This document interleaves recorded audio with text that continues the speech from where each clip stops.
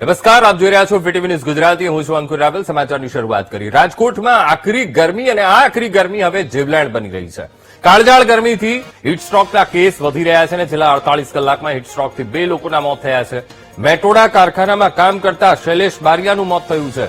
તો આ તરફ રાજકોટ બેડી નાકા પાસે રહેતા કલ્પેશ વ્યાસનું પણ મોત થયું છે.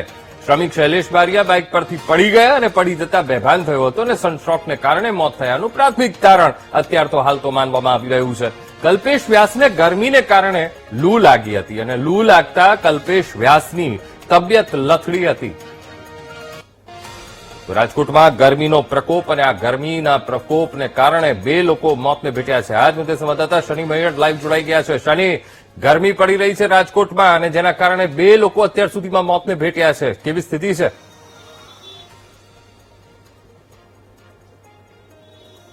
અંકુર, જેતના વાત કરવામાં આવે, રાજકોટમાં અતિશય ગરમીનો પારો છે તે વધી રહ્યો છે. રાજકોટમાં સતત 15 દિવસથી આ ગરમી જે ભયાનક ગરમી છે તે પડી રહી છે. અંગ ઝરતી ગરમીને કારણે હવે ક્યાંક લોકોનો ભોગ લેવાઈ રહ્યો હોય તેવું લાગી રહ્યું છે. આજે જ રાજકોટનું વાત કરવામાં આવે તો આ તાપમાનના પારાએ રેકોર્ડ તોડી નાખ્યો છે. રાજકોટમાં 44 વર્ષનો રેકોર્ડ તોડીને 44 ડિગ્રીને પાર તાપમાનનો પારો આજે પહોંચી ચૂક્યો છે. 45 ને પાર તાપમાનનો પારો છે તે હાલ અત્યારે પહોંચવા આવ્યો છે. હજુ 1 વાગ્યાનો સમય થયો છે, ત્યાં જ 45 ડિગ્રીએ પારો પહોંચવાની તૈયારીમાં છે. હજુ તો 3 વાગ્યાનો સમય થશે તેમ ગરમી વધી રહી છે. તેને લઈને રાજકોટમાં જો વાત કરવામાં આવે તો રાજકોટમાં લૂ લાગવાથી અને સનસ્ટ્રોકના કારણે 2 લોકોના મૃત્યુ નીપજી ચૂક્યા છે.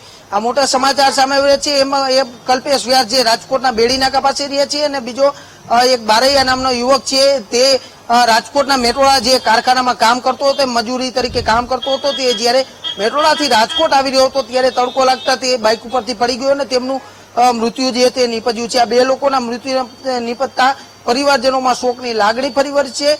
રાજકોટમાં ભયાનક તડકો અને ગરમી પડતા જ ક્યાંક લોકો ત્રાહિમામ બની રહ્યા હોય.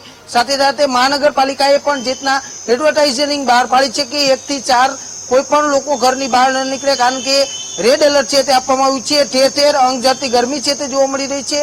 રાજકોટ ઝોન અત્યારે રેડ એલર્ટમાં અત્યારે જોવા મળતું હોય તેવું લાગી રહ્યું છે અને આ ગરમીના કારણે 2 લોકોના ભોગ લેવાયા છે. તો હજુ 100 થી વધુ દર્દીઓ રાજકોટ સિવિલ હોસ્પિટલમાં દાખલ જોવા મળી રહ્યા છે. વારંવાર 108 ના ફોન છે તે ઘુમાડવામાં આવી રહ્યા છે કે અનેક લોકોને ડિહાઇડ્રેશન સહિતની જે બીમારીઓ છે તે અત્યારે જોવા મળી રહી છે અને ભારે તાપ અને આકરા તાપને ગરમીને કારણે આ ઘટના બનતી હોય એવું અત્યારે લાગી રહ્યું છે. અંકુર જી બિલકુલ શનિ, સમગ્ર માહિતી સાથે જોડાવા બદલ આપનો આભાર.